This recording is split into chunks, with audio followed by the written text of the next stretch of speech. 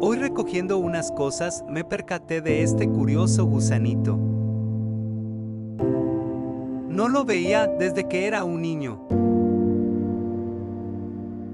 Estaba intentando avanzar por la tierra y no había planta cerca.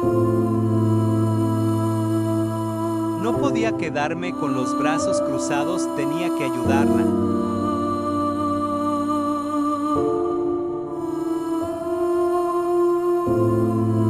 Intenté que se suba a esto, pero se cayó.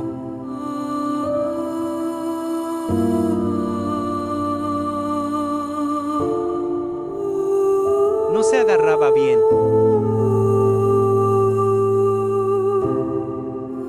Decidí agarrarla y llevarla a su hogar.